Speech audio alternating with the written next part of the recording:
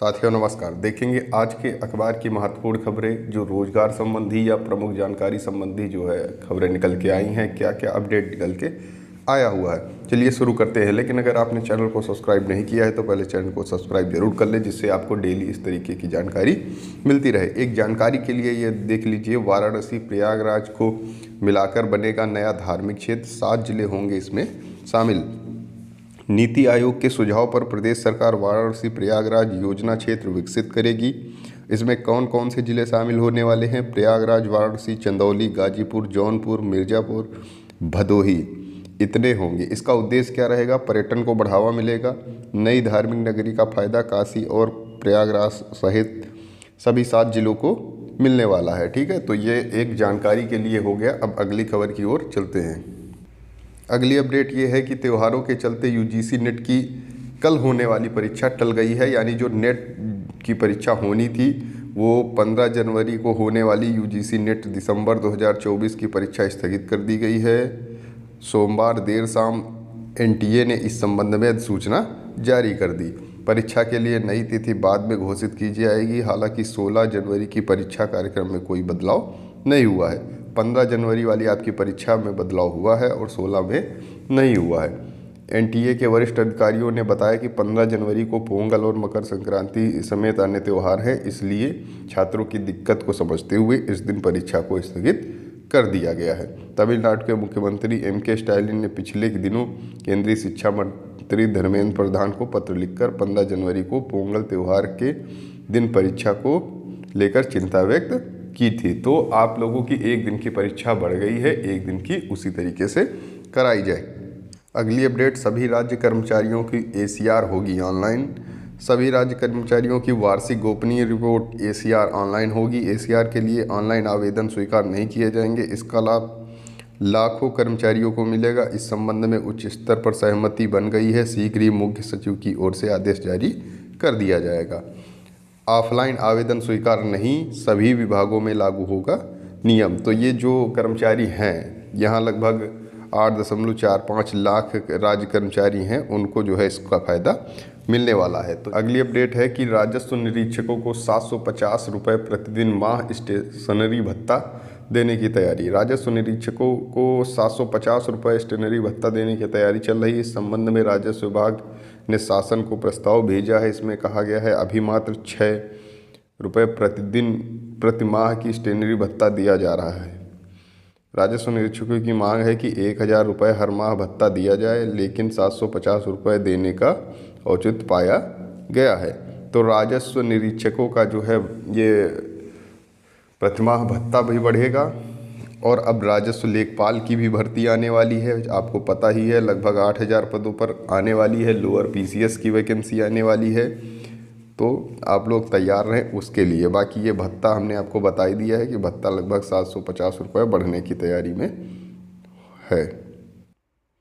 एक अपडेट है, तदर्थ शिक्षकों के मामले में लापरवाही पर शासन सख्त हो गया है। नियमितीकरण व वेतन भुगतान के लिए काफ़ी दिनों से संघर्ष कर रहे शिक्षक प्रदेश के अशासकीय सहायता प्राप्त एडेड माध्यमिक विद्यालयों में वर्ष 2000 तक के नियुक्त तदर्थ शिक्षकों के नियमितीकरण व वेतन भुगतान के मामले में लापरवाही पर शासन सख्त हो गया है। तो ये अपडेट आप पूरी देख सकते हैं।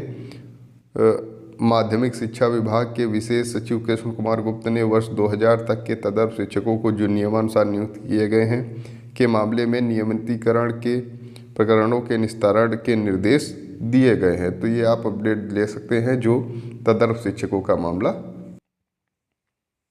विशिष्ट बीटीसी शिक्षकों की पुरानी पेंशन देने की मांग। इधर पुरानी पेंशन देने की मांग चल रही है। विशिष्ट बीटीसी शिक्षक वेलफेयर एसोसिएशन ने विशिष्ट बीटीसी 2004 बैच के 40,000 शिक्षकों को पुरानी पेंशन बहाल करने की मांग की है। तो जो 4 के पहले वैसे भी पेंशन लागू थी, तो आप देखेंगे 40,000 शिक्षकों की पुरानी पेंशन यहाँ पर बहाली की मांग की जा रही है। अगली अपडेट है, उत्तर प्रदेश ट्रांसजेंडर कल्याण बोर्ड के सदस्य हेतु आवेदन प्रारंभ। समाज कल्याण विभाग की ओर से जो है इसका निकाला गया है और इस पर योग्यता क्या होनी चाहिए, जो है उत्तर प्रदेश का निवासी होना चाहिए और ट्रांसजेंडर प्रमाण पत्र भी होना चाहिए।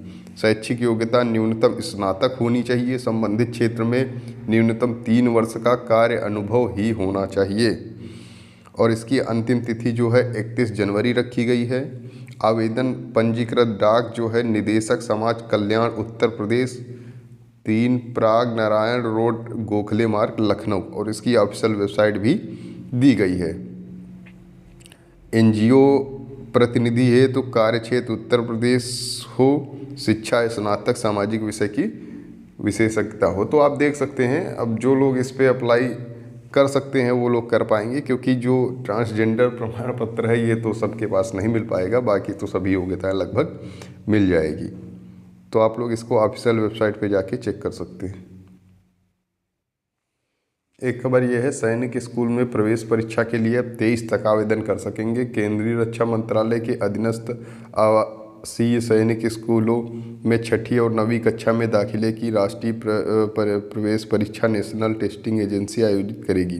13 जनवरी थी अंतिम तिथि, जिसे अब बढ़ाकर 23 कर दिया गया है, यानी 10 दिन को और जो है मौका दे दिया गया है। एनटीए ने सोमवार को दाखिले की ऑल इंडिया सैनिक स्कूल एंट्रेंस एग्जामिनेशन 2025 के लिए आवेदन की तिथि 23 जनवरी बढ़ा दी।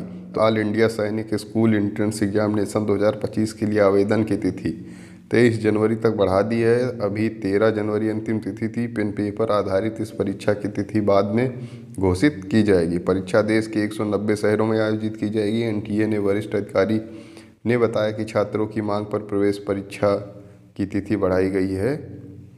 इसमें बहुविकल्पीय प्रश्न पूछे जाएंगे। कक्षा 6ठी के लिए 31 मार्च 2025 तक छात्र की आयु 10 से 12 वर्ष, और सब इस पर डिटेल भी दिया है। जो कैंडिडेट इस पर एलिजिबल हों उन्हें आप बता सकते हैं और बिल्कुल इनका फॉर्म फिल करा सकते हैं। तो ये रही आज की प्रमुख अपडेट जो अखबार में निकल के आई थी। बाकी कोई अपडेट होगी वो हम आपको अन्य वीडियो में ज़रूर बताएंगे, इसलिए चैनल को लाइक करें, इसलिए वीडियो को लाइक करें, शेयर करें। Okay, thank you.